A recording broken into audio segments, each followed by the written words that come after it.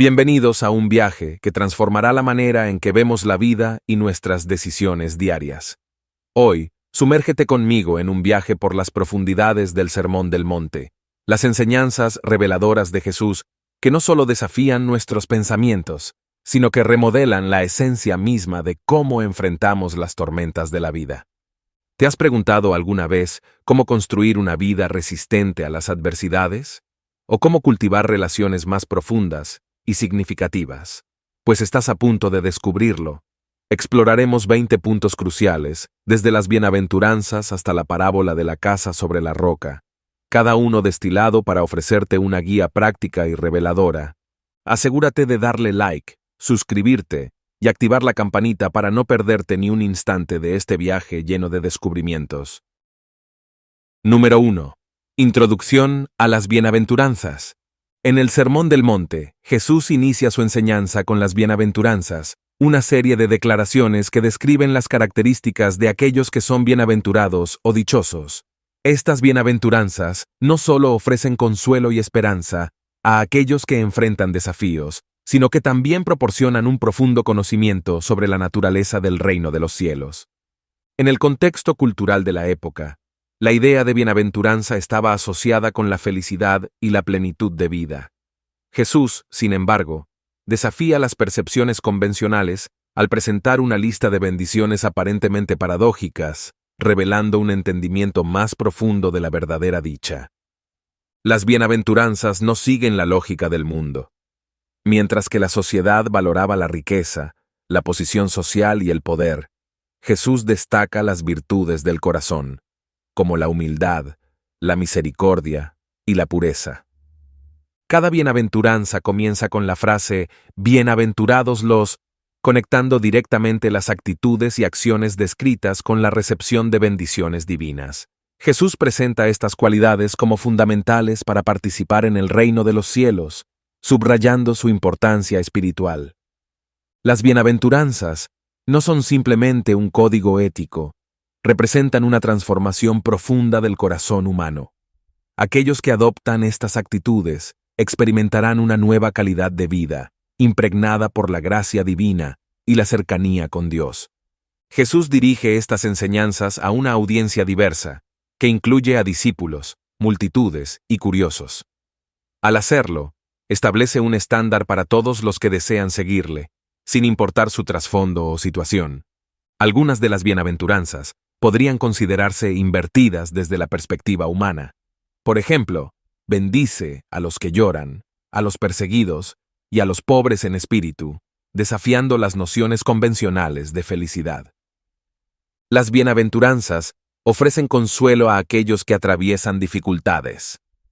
Jesús reconoce el sufrimiento y promete que, a pesar de las circunstancias actuales, hay una esperanza y recompensa eterna en el reino de los cielos.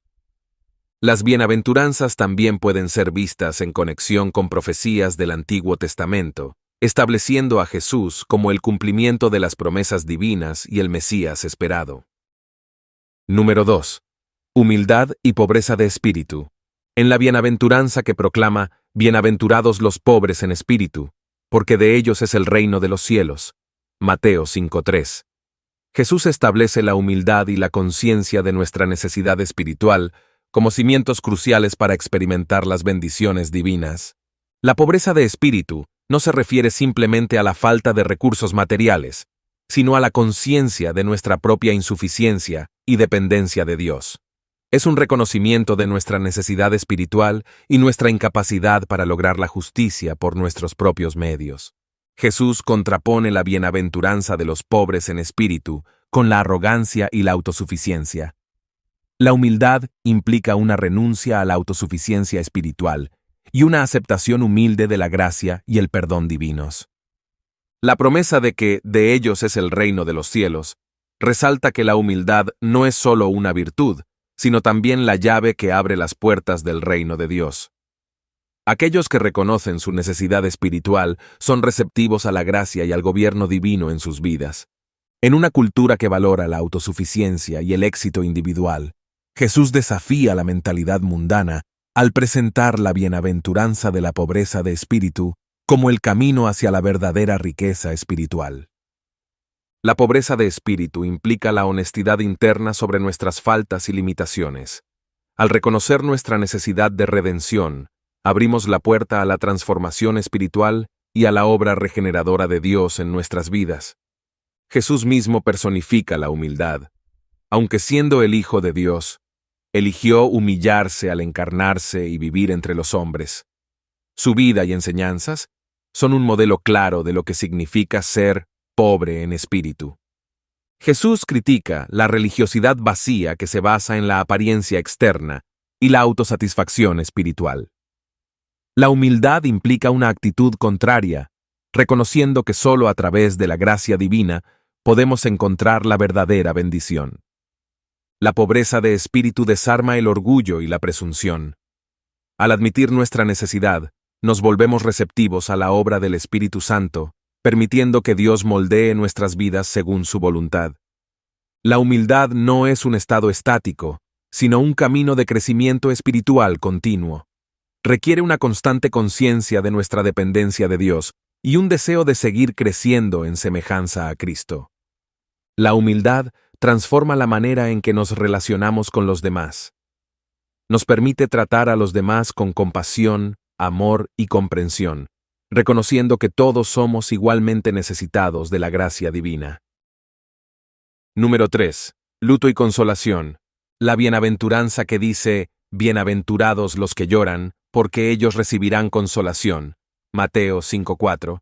Revela la profunda compasión de Dios hacia aquellos que experimentan dolor y pérdida.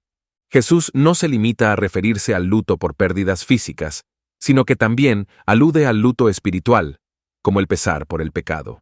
Reconocer y lamentar el pecado es esencial para experimentar la transformación divina.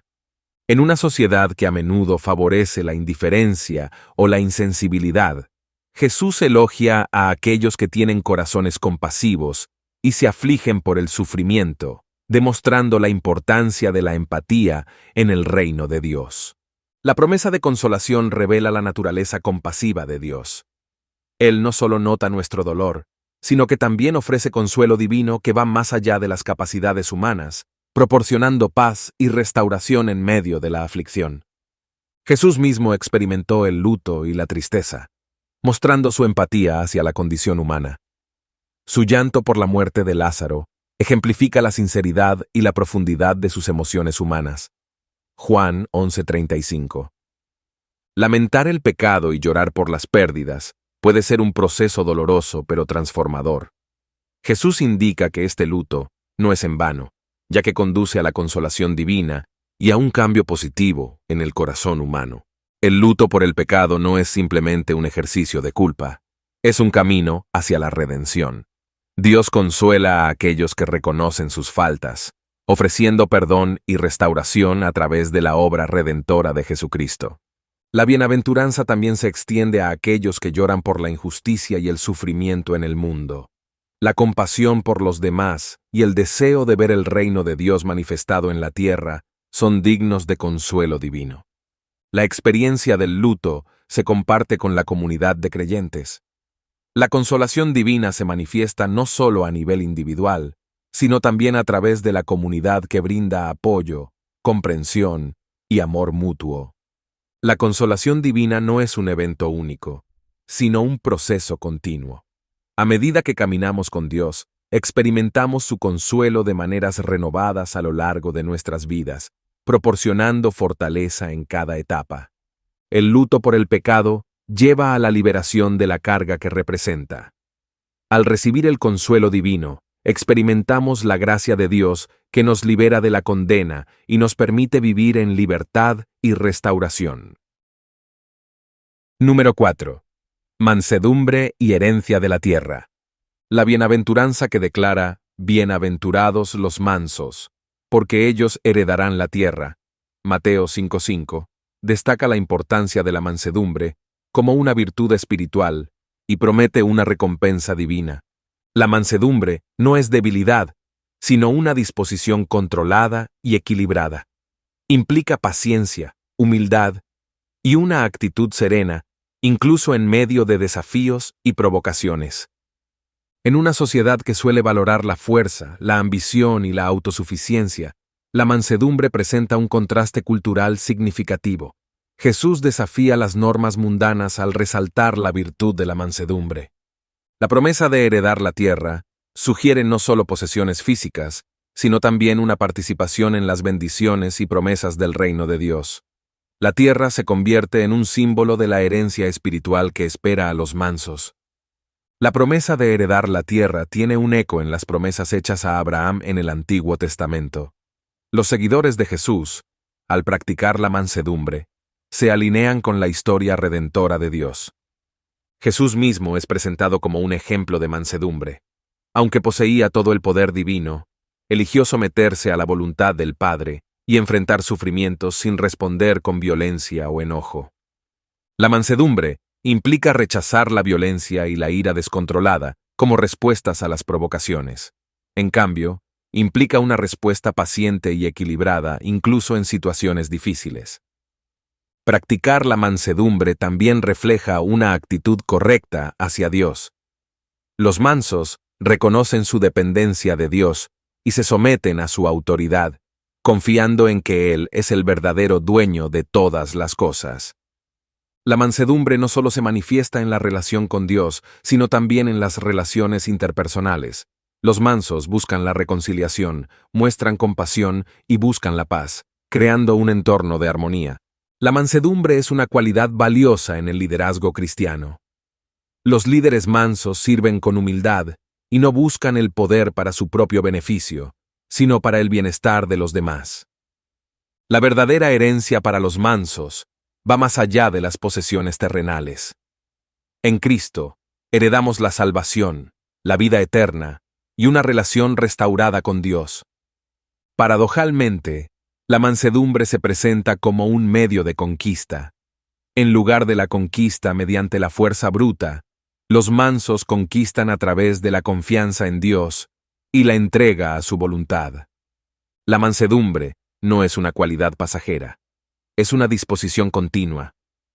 Los mansos perseveran en su actitud mansa, incluso en medio de la adversidad, confiando en que Dios cumplirá sus promesas. Número 5. Hambre y sed de justicia. La bienaventuranza que proclama: bienaventurados los que tienen hambre y sed de justicia, porque ellos serán saciados. Mateo 5:6, refleja la importancia de buscar la justicia divina de manera apasionada y la promesa de satisfacción para aquellos que persiguen este noble propósito. La analogía de hambre y sed denota un deseo intenso y apasionado. Jesús está instando a sus seguidores a no conformarse con una justicia superficial o legalista, sino a buscarla con un anhelo profundo y constante. La búsqueda de la justicia no se limita a la observancia de reglas externas, sino que se centra en alinear la vida con los principios y valores divinos. Jesús está llamando a sus seguidores a perseguir la justicia que refleja el carácter de Dios. En un mundo marcado por la injusticia, la corrupción y la opresión, Jesús destaca la importancia de anhelar una forma de justicia que trascienda las limitaciones humanas y se acerque a la perfección divina. La búsqueda de la justicia se vincula directamente con la participación en el reino de Dios. Aquellos que anhelan la justicia divina están comprometidos con la visión de un orden social y espiritual conforme a la voluntad de Dios. El deseo de justicia no debería ser impulsado por la venganza o el egoísmo, sino por un amor genuino, por lo que es correcto y justo. Es un llamado a trabajar por el bien común y el bienestar de los demás. La búsqueda de la justicia se entrelaza con la misericordia. Aquellos que tienen hambre y sed de justicia también deben ser misericordiosos, reconociendo la necesidad de gracia y compasión en su propia vida y extendiéndola a los demás. Jesús personifica el hambre y la sed de justicia. A lo largo de su ministerio, confrontó la injusticia, desafiando a líderes hipócritas y mostrando compasión hacia los oprimidos. Su vida es un modelo a seguir para aquellos que buscan la justicia divina. La promesa de ser saciados resalta la idea de que la búsqueda de la justicia no es en vano. Aquellos que perseveran en su anhelo experimentarán una satisfacción profunda y plena, no solo en el futuro reino de Dios, sino también en la vida presente a medida que Dios obra en sus vidas. La búsqueda de la justicia no solo implica la transformación personal, sino también la participación activa en la transformación social. Jesús llama a sus seguidores a influir en el mundo, luchando contra la injusticia y promoviendo la equidad. En un contexto donde la indiferencia hacia la injusticia a menudo prevalece, la bienaventuranza desafía a los creyentes a ser agentes activos de cambio, trabajando para establecer la justicia de Dios en todas las áreas de la vida. Número 6. Misericordia y misericordia. Recibida. La bienaventuranza que proclama: bienaventurados los misericordiosos, porque ellos alcanzarán misericordia. Mateo 5:7. Revela un principio fundamental en la enseñanza de Jesús. La práctica de la misericordia no solo beneficia a los demás, sino que también resulta en la recepción de misericordia divina. La misericordia va más allá de la compasión básica. Implica actuar con bondad y perdón hacia aquellos que no lo merecen. Es un amor práctico que busca aliviar el sufrimiento y ofrecer gracia a los demás. Jesús contrapone la misericordia a una justicia estricta y legalista. Mientras que la justicia puede exigir lo que es justo, la misericordia va más allá, ofreciendo comprensión y perdón incluso cuando no se merece. La bienaventuranza sugiere que aquellos que practican la misericordia reflejan la naturaleza de Dios, quien es abundantemente misericordioso.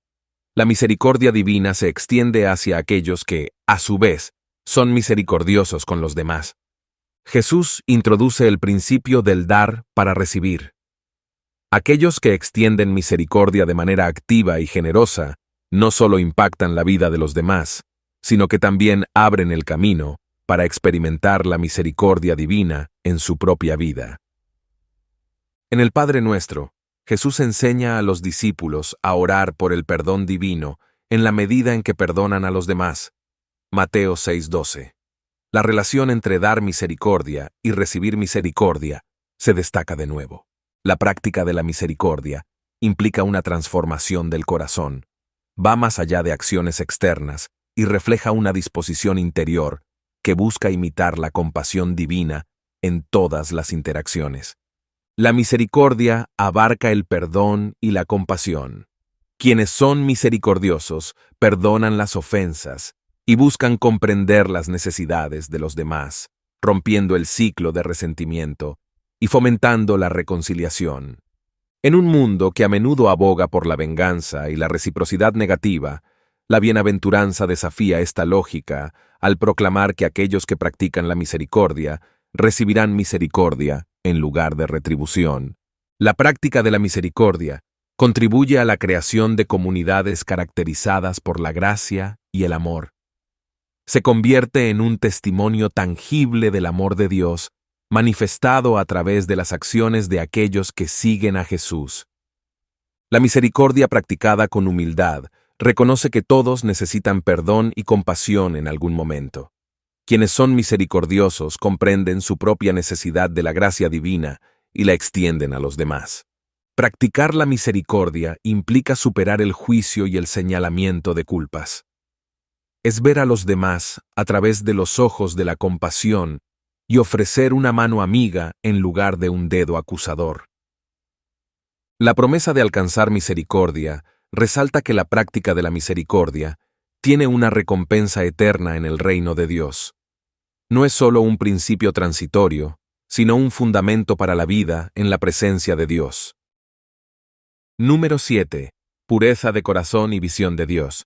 La bienaventuranza. Bienaventurados los de limpio corazón, porque ellos verán a Dios. Mateo 5:8. Destaca la importancia de la pureza de corazón en la vida espiritual y la promesa de una conexión más profunda con la presencia y guía divina. La pureza de corazón implica una integridad interna y una sinceridad genuina. No se limita a la ausencia de pecado, sino que se refiere a un corazón sin doblez, libre de motivos egoístas y deseos impuros. La bienaventuranza establece una conexión directa entre la pureza de corazón y la capacidad de ver a Dios. Indica que la claridad y sinceridad internas preparan el corazón para percibir la presencia divina de manera más profunda. Jesús desafía la hipocresía religiosa que se enfoca en las apariencias externas sin abordar la condición interna del corazón.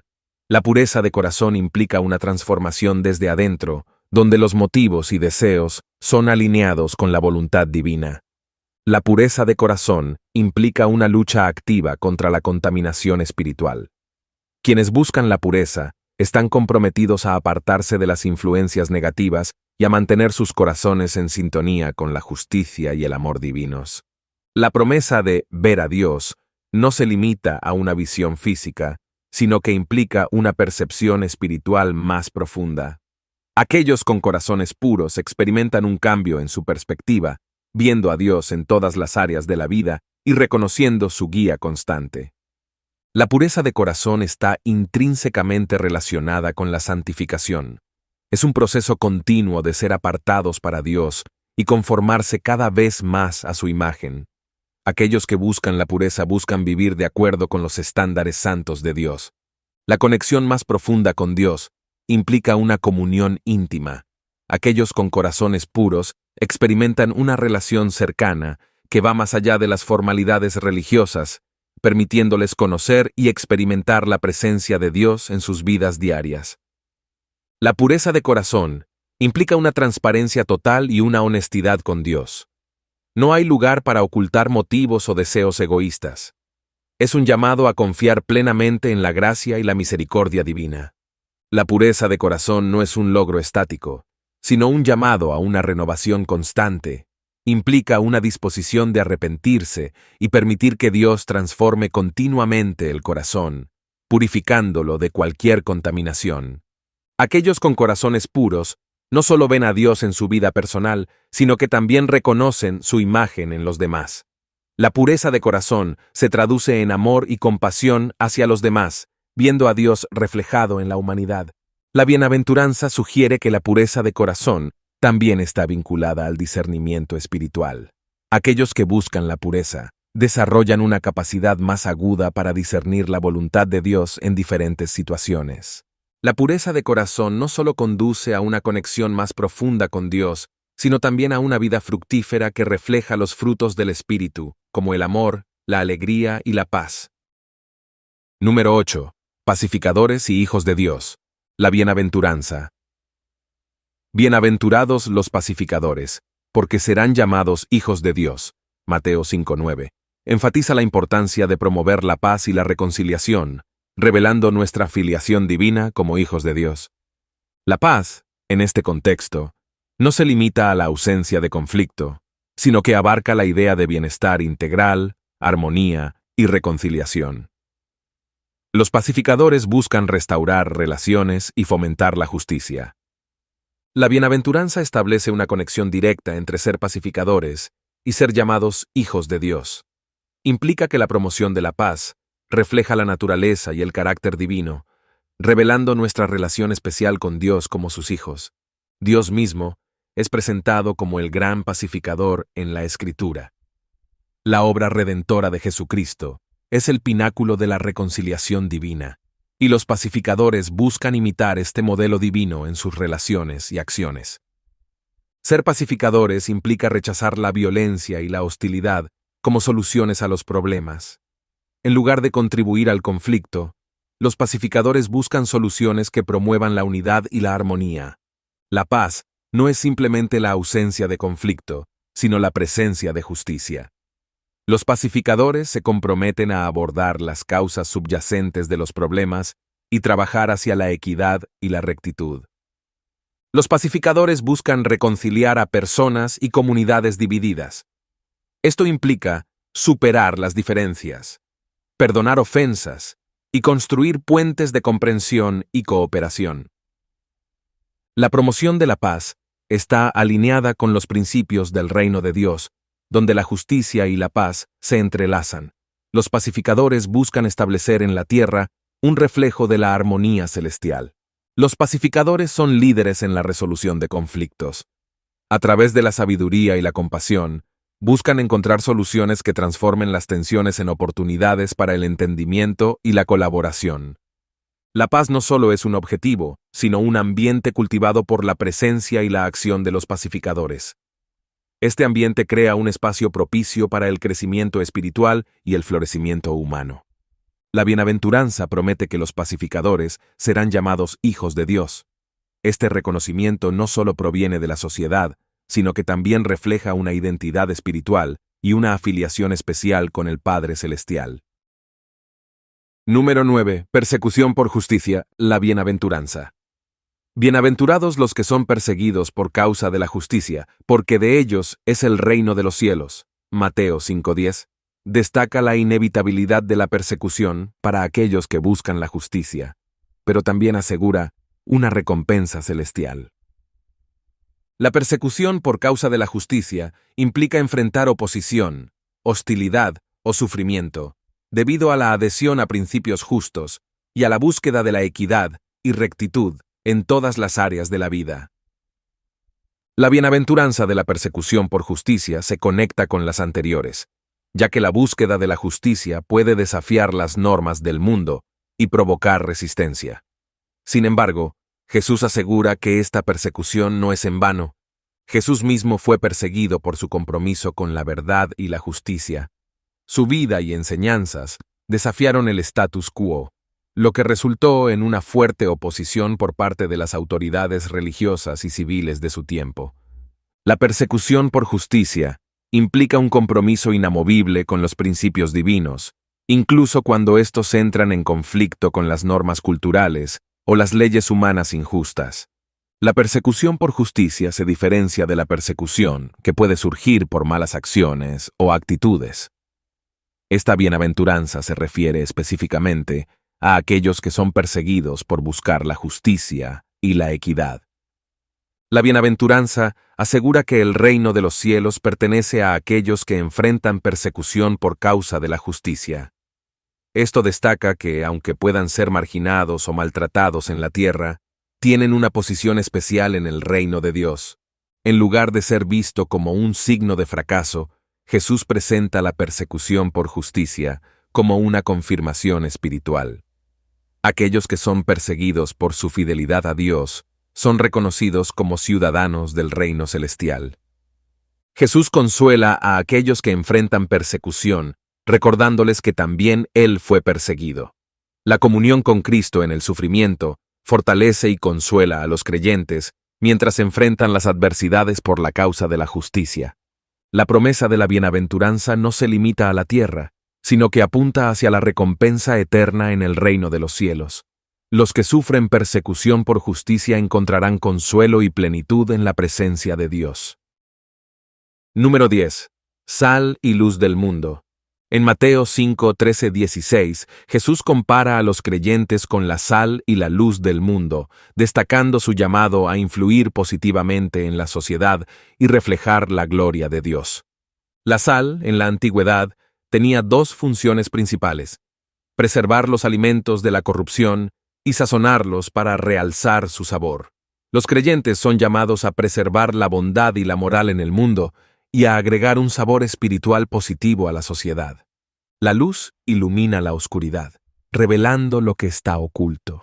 Los creyentes son comparados con la luz, llamados a disipar la oscuridad del pecado y la ignorancia, revelando la verdad y mostrando el camino hacia Dios. La metáfora de la luz implica un contraste con la oscuridad del mundo. Los creyentes son llamados a destacar en medio de la corrupción moral y espiritual, ofreciendo una alternativa luminosa basada en los principios divinos. Tanto la sal como la luz representan la influencia positiva que los creyentes deben tener en su entorno. No se espera que se retiren del mundo, sino que impacten positivamente en él, marcando la diferencia a través de sus acciones y testimonio. La metáfora de la sal y la luz sugiere una participación en la transformación cultural. Los creyentes son agentes de cambio, contribuyendo a la construcción de una sociedad más justa, amorosa y alineada con los principios divinos. Jesús advierte sobre la posibilidad de que la sal pierda su sabor. De manera similar, Los creyentes deben guardar su autenticidad espiritual, evitando la conformidad con los valores del mundo y manteniendo la frescura y la eficacia de su testimonio. Aunque Jesús habla en términos individuales, la metáfora de la sal y la luz también implica un llamado colectivo. Los creyentes, como comunidad, tienen un impacto colectivo en la sociedad y la cultura. Número 11. Cumplimiento de la ley. La afirmación de Jesús de que no ha venido a abolir la ley, sino a cumplirla, se encuentra en Mateo 5:17. Esta declaración subraya la importancia de vivir una vida conforme a los principios divinos establecidos en la ley. En el contexto de la época de Jesús, la ley se refería a la ley mosaica, que incluía los mandamientos y preceptos dados por Dios a través de Moisés en el Antiguo Testamento. Jesús se presenta como el cumplimiento y la realización de esta ley. Jesús enfatiza que no ha venido a abolir la ley, lo cual implica la anulación o eliminación. En cambio, ha venido a cumplirla, lo que significa llevar a cabo, dar cumplimiento o plenitud a los propósitos divinos detrás de la ley. El cumplimiento de la ley por parte de Jesús destaca la integridad y eternidad de los principios divinos. La ley no es descartada, sino que encuentra su consumación en la obra y enseñanzas de Jesús, revelando la continuidad de la voluntad de Dios. Jesús va más allá de una mera observancia legalista de los mandamientos. Su enseñanza va a la raíz de los principios detrás de la ley, abordando asuntos del corazón y llamando a una rectitud que va más allá de la obediencia externa. Cumplir la ley implica una transformación interior. Jesús enseña que no es suficiente abstenerse de actos externos de pecado, sino que también se debe purificar el corazón y las motivaciones internas. Jesús afirma que no ha venido a abolir ni siquiera la iota más pequeña de la ley y los profetas. Este énfasis destaca la continuidad entre el Antiguo y el Nuevo Testamento, mostrando que la enseñanza de Jesús está en armonía con la revelación divina previa. La afirmación de Jesús de cumplir la ley se ve plenamente en su vida. Él obedece perfectamente a los mandamientos de Dios, viviendo en completa armonía con la voluntad divina y modelando la obediencia perfecta. El cumplimiento de la ley por parte de Jesús también está vinculado a su papel redentor. A través de su muerte y resurrección, Jesús satisface los requisitos de la ley, proporcionando la base para la justificación y la reconciliación con Dios. Jesús recalca los principios fundamentales de amor y justicia que subyacen en la ley. Su enseñanza destaca que la observancia de la ley debe ser guiada por un amor genuino a Dios y al prójimo, y debe buscar la justicia en lugar de una mera conformidad externa. Jesús desafía las interpretaciones fácticas y legalistas de la ley presentes en su tiempo. Su enseñanza llama a sus seguidores a un entendimiento más profundo y significativo de los propósitos divinos detrás de cada mandamiento. Aunque Jesús afirma la continuidad de la ley, también ajusta el énfasis en ciertos puntos. Por ejemplo, recalca la importancia de la misericordia sobre el sacrificio y el valor del amor, incluso hacia los enemigos. Cumplir la ley, según la enseñanza de Jesús, implica una obediencia activa y una vida transformada.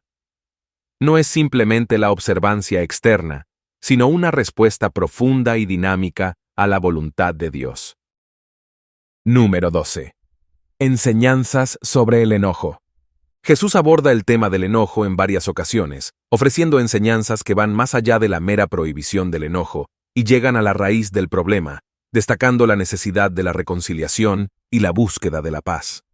Jesús va más allá de condenar el acto externo del asesinato, abordando la raíz del problema que es la ira y el enojo en el corazón. En Mateo 5:21-22, enseña que el enojo sin causa es comparable al asesinato en términos espirituales.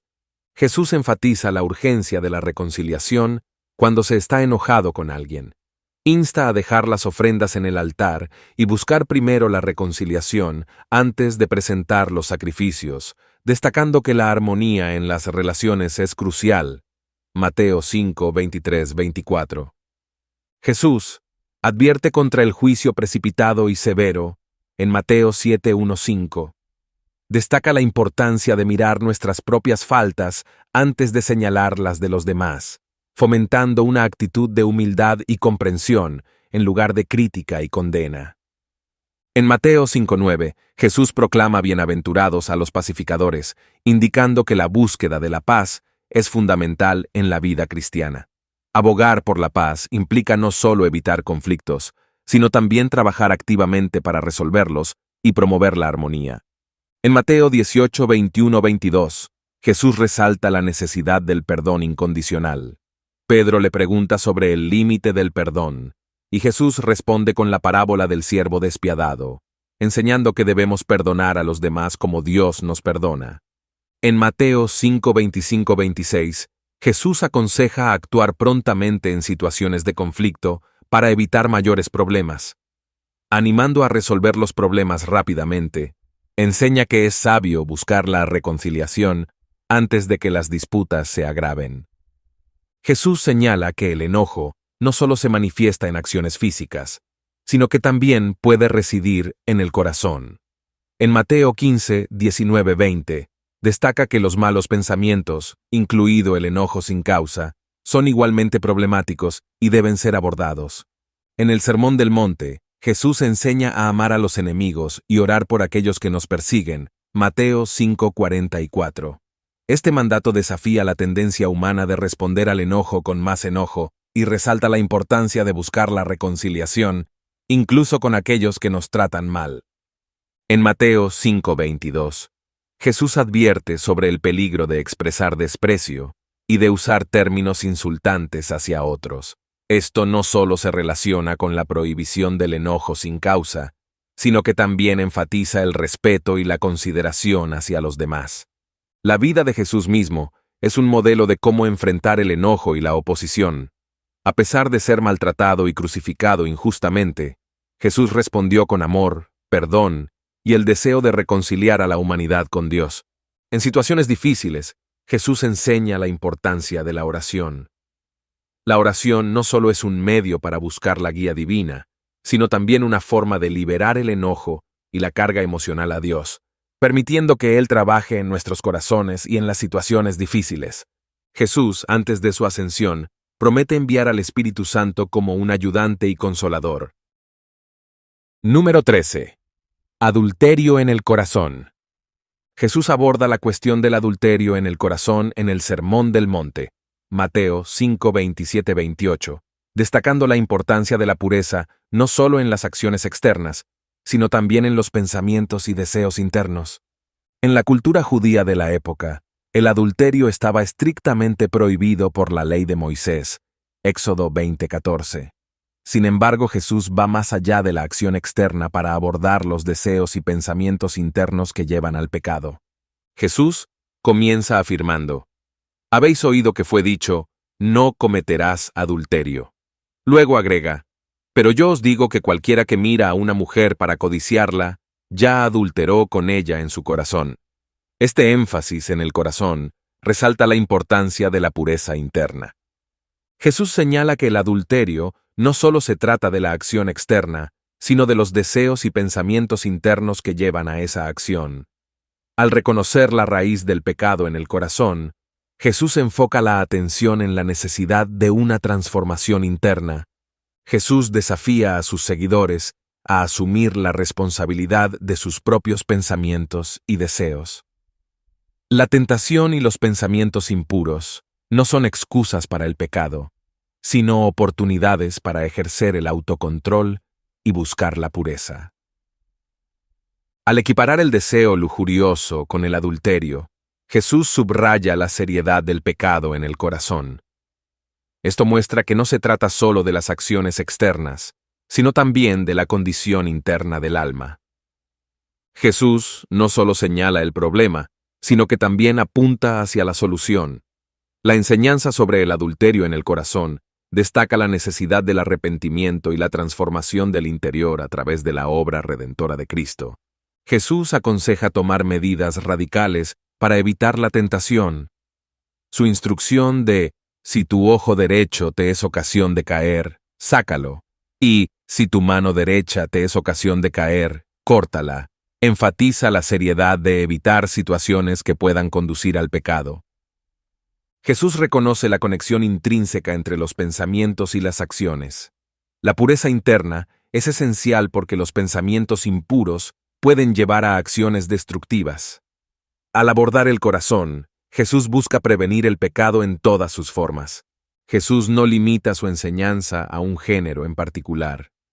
Tanto hombres como mujeres son llamados a guardar sus corazones y vivir en pureza. Esta igualdad de responsabilidad desafía las normas culturales de la época y establece un estándar elevado para todos. La enseñanza sobre el adulterio en el corazón rechaza la hipocresía. Jesús critica una religiosidad externa que oculta la impureza interna. Llama a una fe genuina que transforma el corazón y se refleja en acciones consistentes con la pureza. Al señalar la gravedad del pecado en el corazón, Jesús también destaca la necesidad de la gracia y el perdón divino. La transformación interna es posible a través de la obra de Cristo y la ayuda del Espíritu Santo. La enseñanza sobre el adulterio en el corazón es parte de la llamada más amplia a vivir en santidad. Jesús llama a sus seguidores a una vida que refleje la pureza y la santidad de Dios, tanto en acciones como en pensamientos. Número 14. Juramentos y la honestidad. En el Sermón del Monte, Jesús aborda la cuestión de los juramentos en Mateo 5:30 y 3:37, enseñando la necesidad de la honestidad y la integridad en todas las circunstancias. Jesús comienza su enseñanza diciendo: También habéis oído que se dijo a los antiguos: No perjurarás, sino cumplirás al Señor tus juramentos. Reafirma la importancia de cumplir los juramentos hechos al Señor y condena los juramentos falsos. Jesús aconseja no jurar en falso ni por el cielo, la tierra o incluso por nuestra propia cabeza, ya que no podemos hacer que ni un cabello se vuelva blanco o negro. Este énfasis subraya la imposibilidad de garantizar nuestras promesas con juramentos grandiosos. Jesús sugiere que el énfasis debe estar en la sinceridad de nuestras palabras, independientemente de los juramentos. En lugar de basar la credibilidad en juramentos externos, destaca la importancia de construir una reputación de honestidad y verdad. En la cultura judía de la época, se daba gran importancia a los juramentos, considerándolos como formas de garantizar la verdad de una declaración. Sin embargo, esta práctica llevó a situaciones donde las personas manipulaban sus palabras y juramentos para engañar. Jesús enseña que nuestro sí debe ser sí y nuestro no debe ser no. Esta enseñanza refleja la seriedad de cumplir nuestras promesas y compromisos sin la necesidad de juramentos adicionales para respaldarlos. Al desaconsejar el uso de juramentos innecesarios, Jesús evita la manipulación de palabras para engañar a los demás. Él busca un compromiso genuino y honesto en nuestras comunicaciones, sin necesidad de recurrir a promesas grandilocuentes. La enseñanza sobre los juramentos resalta la importancia de la integridad en todas las circunstancias. No solo se aplica a los juramentos formales, sino que abarca todos los aspectos de la vida cotidiana, desde las conversaciones diarias hasta los compromisos más significativos. Jesús presenta la verdad como un valor fundamental en el reino de Dios. Al desalentar los juramentos innecesarios, enfoca la atención en la honestidad intrínseca de las palabras y la necesidad de construir relaciones basadas en la confianza.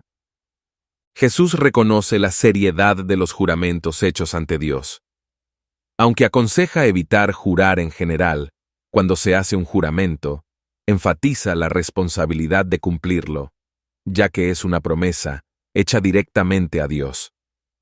La enseñanza sobre los juramentos también aborda la hipocresía religiosa. Jesús critica la práctica de usar juramentos para aparentar santidad o credibilidad, señalando que una vida de integridad es más valiosa ante los ojos de Dios y los demás. Jesús alienta a construir una reputación de honestidad, de modo que nuestras palabras sean confiables sin la necesidad de juramentos adicionales. La coherencia entre nuestras palabras y acciones refleja la autenticidad y credibilidad de nuestra fe. La enseñanza sobre los juramentos tiene un impacto directo en las relaciones interpersonales. Al fomentar la honestidad y la integridad, Jesús busca fortalecer la confianza mutua, promoviendo relaciones saludables basadas en la verdad. Número 15. Resistencia al mal. La enseñanza de Jesús sobre la resistencia al mal se encuentra en varias partes del Nuevo Testamento, siendo uno de los aspectos más distintivos de sus enseñanzas éticas. En el Sermón del Monte, Mateo 5:40 y 3:48, Jesús desafía la norma cultural al enseñar a sus seguidores a amar a sus enemigos.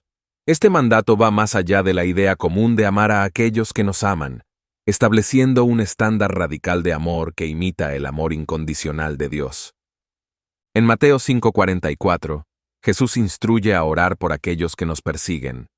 Esta acción va en contra de la respuesta natural de retaliación y resentimiento. En lugar de desear mal a quienes nos hacen daño, Jesús nos llama a buscar su bienestar y reconciliación a través de la oración. La enseñanza de Jesús rechaza la lógica de la venganza. En lugar de responder al mal con más mal, insta a sus seguidores a superar el mal con el bien, mostrando así una diferencia notable en la forma de abordar los conflictos y las adversidades. Jesús presenta el amor a los enemigos como una característica distintiva de aquellos que son hijos de su Padre Celestial. Mateo 5:45. Al amar a los enemigos, los seguidores de Jesús reflejan la naturaleza divina de amar incluso a aquellos que están en enemistad con ellos. La enseñanza sobre amar a los enemigos refleja el amor incondicional de Dios. Jesús destaca que Dios hace salir su sol sobre malos y buenos, y envía lluvia sobre justos e injustos. Así, los seguidores de Jesús son llamados a imitar este amor divino, sin hacer distinciones basadas en la bondad o maldad percibida de los demás. Amar a los enemigos es un acto poderoso de superación del odio. En lugar de permitir que el mal genere más mal, Jesús propone una respuesta que busca transformar la hostilidad a través de la compasión y la bondad. La resistencia al mal a través del amor a los enemigos sirve como un testimonio impactante de la fe cristiana. En un mundo marcado por la retaliación y el conflicto, esta actitud contracultural destaca la influencia transformadora del Evangelio en la vida de los creyentes. Jesús, al enseñar a sus seguidores a amar a sus enemigos, propone una solución que rompe el ciclo de violencia. Al responder al odio con amor, se busca la reconciliación en lugar de la perpetuación del conflicto. Amar a los enemigos requiere un entendimiento profundo del prójimo. Jesús invita a sus seguidores a ver más allá de las acciones hostiles y reconocer la humanidad y necesidades de aquellos que pueden considerarse enemigos. La resistencia al mal, a través del amor, contribuye a la sanidad interior. La amargura y el resentimiento pueden dañar el bienestar emocional y espiritual, y Jesús ofrece un camino de restauración a través del amor incondicional. La enseñanza de Jesús sobre amar a los enemigos representa un desafío radical para los seguidores. Va más allá de la ética convencional y destaca la necesidad de una transformación profunda en la forma en que las personas interactúan y responden al mal. La resistencia al mal a través del amor está fundamentada en la gracia. Jesús, al amar a sus enemigos y dar su vida por la humanidad pecadora, establece el ejemplo supremo de la gracia divina que capacita a los creyentes para amar de manera similar. Número 16. Prácticas de caridad y oración. Las enseñanzas de Jesús sobre la caridad y la oración, particularmente resaltadas en el Sermón del Monte, subrayan la importancia de la sinceridad y la humildad en el servicio divino. En Mateo 6:1-4, Jesús advierte contra realizar actos de caridad simplemente para ser vistos por otros. En lugar de buscar la aprobación humana, insta a realizar buenas obras de manera discreta, sin fanfarronear ni buscar reconocimiento público. Jesús critica la hipocresía en la caridad, donde algunas personas realizan acciones benevolentes para ganar aplausos y elogios. Al hacerlo, destaca la importancia de la sinceridad en las intenciones, recordando que el Padre Celestial ve las acciones realizadas en secreto. Jesús promete una recompensa divina para aquellos que practican la caridad con sinceridad. La recompensa no proviene del reconocimiento humano, sino de la aprobación y bendición de Dios, quien ve lo que se hace en secreto. Mateo 6:4. En cuanto a la oración, Jesús enfatiza la humildad en lugar de la ostentación. En Mateo 6:5-6, advierte contra la oración pública realizada para ser vista por otros. En su lugar, aconseja orar en privado, en el secreto de la relación personal con Dios. Jesús advierte contra las repeticiones vacías en la oración, en Mateo 6:7-8. No se trata de recitar muchas palabras sin significado, sino de expresar sinceramente los deseos y necesidades del corazón. Dios conoce las necesidades antes de que se expresen, y la oración debe ser un acto de comunión genuina. Jesús ofrece a sus discípulos la oración del Padre Nuestro como un modelo de oración sincera y humilde. Esta oración destaca la adoración a Dios, la búsqueda de su voluntad, la dependencia diaria, el perdón mutuo y la liberación de la tentación. Mateo 6:9-13. La enseñanza sobre la oración destaca la necesidad de cultivar una relación íntima con Dios. La oración no debe ser un acto para impresionar a otros, sino una conversación sincera y humilde con el Creador. Similar a la caridad, Jesús enfatiza que la oración hecha en secreto también será recompensada por el Padre Celestial. Mateo 6:6. La recompensa no proviene de la publicidad de la oración, sino de la conexión íntima y auténtica con Dios. En ambas enseñanzas, Jesús destaca que el enfoque principal debe estar en el corazón. La caridad y la oración no son simplemente acciones externas, sino expresiones de la actitud interna y la relación del individuo con Dios. Jesús desafía las tradiciones vacías que pueden convertirse en prácticas religiosas mecánicas. Al resaltar la importancia de la sinceridad y la humildad, busca llevar a sus seguidores, más allá de las formalidades religiosas, hacia una fe vibrante y auténtica. Las enseñanzas sobre caridad y oración apuntan hacia una relación personal con Dios. Jesús busca que sus seguidores vivan sus vidas de fe, de manera que refleje una conexión viva y auténtica con el Padre Celestial. La sinceridad y la humildad en la caridad y la oración no son solo actitudes externas, representan una transformación interna del corazón. Jesús busca no solo cambiar comportamientos externos, sino renovar la motivación y la disposición del corazón hacia Dios y los demás. Número 17. Tesoro en el cielo. La enseñanza de Jesús sobre el tesoro en el cielo se encuentra en Mateo 6:19-21 y Lucas 12:30 y 3:34. Profundicemos en este tema que destaca la importancia de enfocarse en las recompensas eternas y la advertencia contra la codicia terrenal. Jesús comienza advirtiendo contra acumular tesoros en la tierra. La codicia y la búsqueda desenfrenada de riquezas pueden desviar la atención de lo que realmente importa en la vida espiritual. Jesús compara los tesoros terrenales, que pueden ser afectados por el tiempo, el robo o la devaluación, con los tesoros celestiales, que son eternos e inalterables. Esta comparación destaca la temporalidad de las posesiones materiales en contraste con la eternidad de las recompensas en el cielo. La enseñanza principal es desviar la atención de la acumulación de riquezas terrenales hacia la búsqueda de tesoros en el cielo. Esto implica invertir tiempo, recursos y esfuerzo en actividades que tengan un valor eterno y que contribuyan al reino de Dios. Jesús conecta directamente la acumulación de tesoros con el estado del corazón. Donde está el tesoro, allí también estará el corazón. Esta declaración resalta la conexión íntima entre nuestras prioridades y afectos más profundos y lo que consideramos valioso en la vida.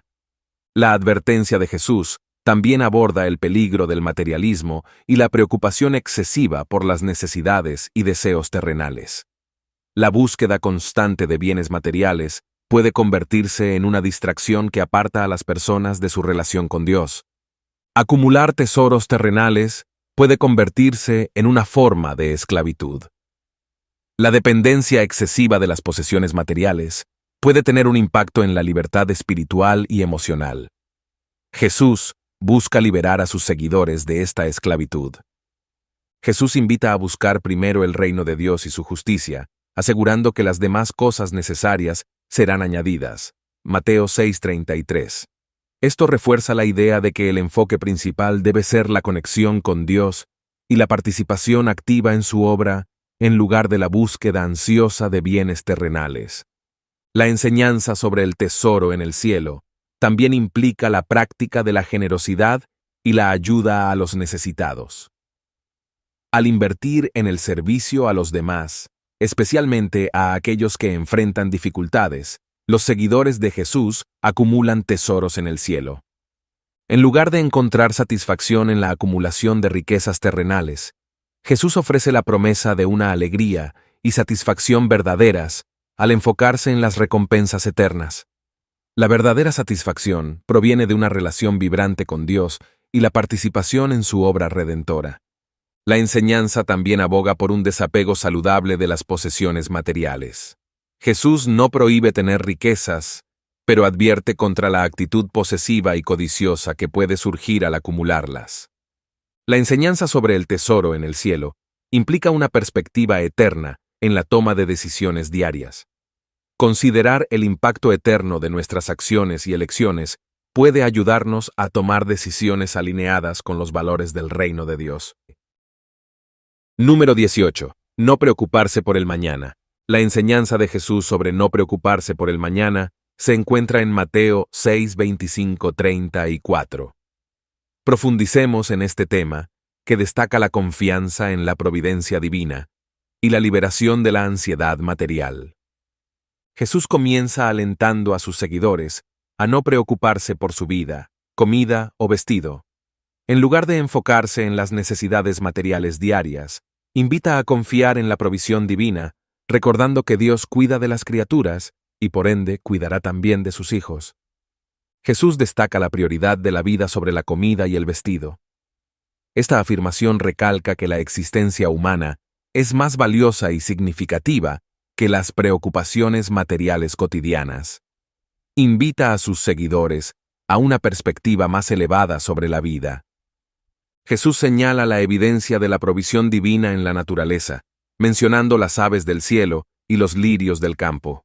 Estos elementos de la creación no se preocupan por sus necesidades, sin embargo, Dios los provee abundantemente.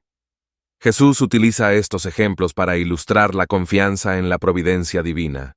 La enseñanza sobre no preocuparse resalta el alto valor que Dios asigna a sus hijos.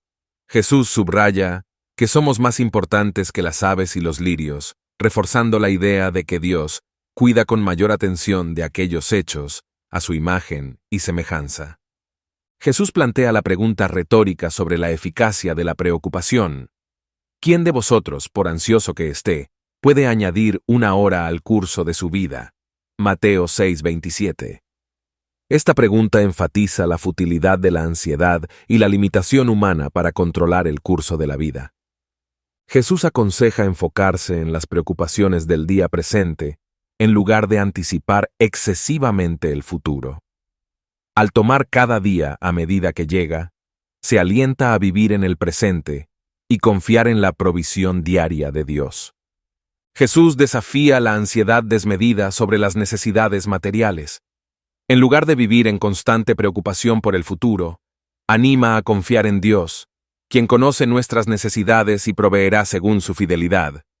Jesús instruye a sus seguidores a buscar primero el reino de Dios y su justicia, prometiendo que las demás cosas serán añadidas.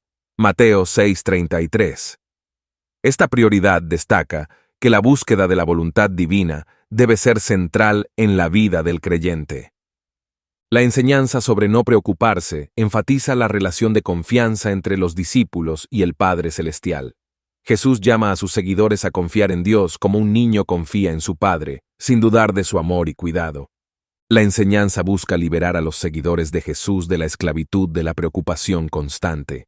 Al reconocer la providencia divina, se invita a una vida marcada por la confianza, la paz y la libertad de la ansiedad innecesaria.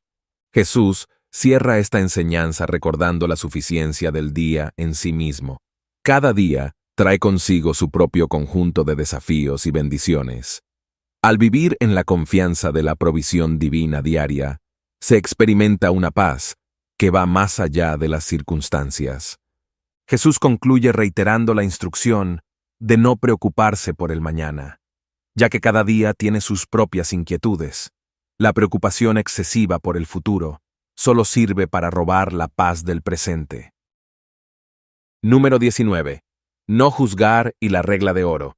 La enseñanza de Jesús sobre no juzgar a los demás, complementada con la regla de oro, se encuentra en Mateo 7:1-12 y Lucas 6:30 y 7:38. Profundicemos en este tema que destaca la importancia de la empatía, la humildad y el trato respetuoso.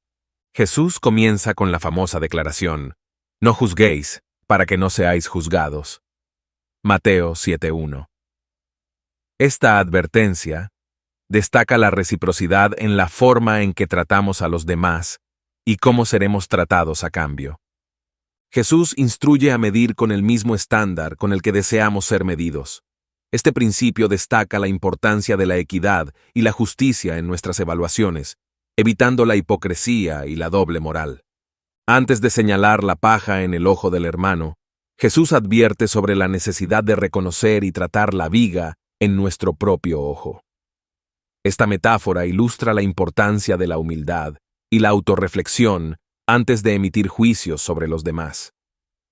Si bien Jesús aconseja abstenerse de juzgar de manera condenatoria, también destaca la importancia de la corrección fraternal. En Mateo 7:5 menciona que, una vez que hemos quitado la viga de nuestro propio ojo, podremos ver con claridad para ayudar a nuestro hermano.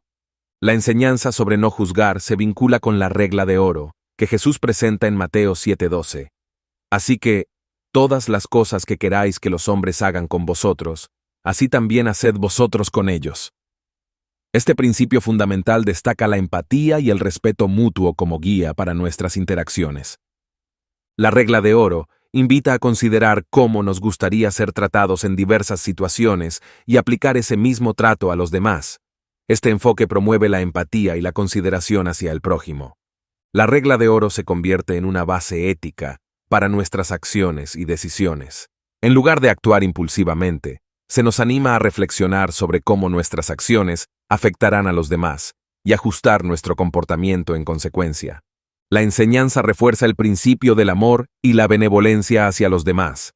Amar al prójimo como a uno mismo implica un compromiso activo de buscar su bienestar, comprender sus necesidades y actuar con respeto y consideración. Al combinar la instrucción de no juzgar con la regla de oro, Jesús busca prevenir la hipocresía. No podemos demandar un trato justo y compasivo para nosotros mismos mientras tratamos a los demás con dureza y falta de empatía.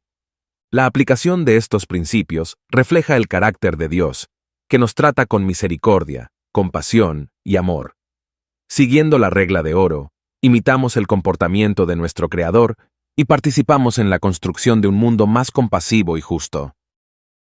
Número 20. Edificar sobre roca sólida. La parábola de edificar sobre roca sólida se encuentra en Mateo 7:24-27 y cierra el Sermón del Monte de Jesús. Esta parábola destaca la importancia de construir nuestras vidas sobre un fundamento sólido. Jesús compara a aquel que escucha y pone en práctica sus palabras con alguien que construye su casa sobre roca sólida. La roca sólida simboliza un fundamento estable y confiable, que representa las enseñanzas de Jesús. Aquel que construye sobre la roca sólida se describe como alguien que está preparado para afrontar las tormentas de la vida. La casa sobre la roca simboliza una vida arraigada en la verdad y resistente a las adversidades. La clave para edificar sobre la roca sólida es la obediencia a las enseñanzas de Jesús. No es suficiente simplemente escuchar, sino que implica poner en práctica sus palabras en la vida diaria. Cuando las tormentas de la vida llegan, la casa construida sobre la roca permanece firme. Esta imagen representa la estabilidad y la fortaleza que provienen de una fe fundamentada en las verdades eternas y no en circunstancias temporales. Jesús contrasta la casa construida sobre roca con aquella construida sobre arena. La arena simboliza un fundamento inestable y temporal, que puede ceder bajo la presión de las tormentas. La casa construida sobre arena representa una vida que ignora o desobedece las enseñanzas de Jesús. Cuando llegan las tormentas, la falta de un fundamento sólido resulta en la destrucción de la casa. La construcción sobre arena sugiere una vida influenciada principalmente por las circunstancias externas y efímeras. La falta de un fundamento sólido deja a la persona vulnerable a las fluctuaciones y desafíos de la vida. La parábola destaca la importancia del fundamento en la construcción de nuestras vidas. Un fundamento sólido no solo proporciona estabilidad en momentos de calma, sino que se vuelve crucial cuando las tormentas amenazan con derribar todo lo construido.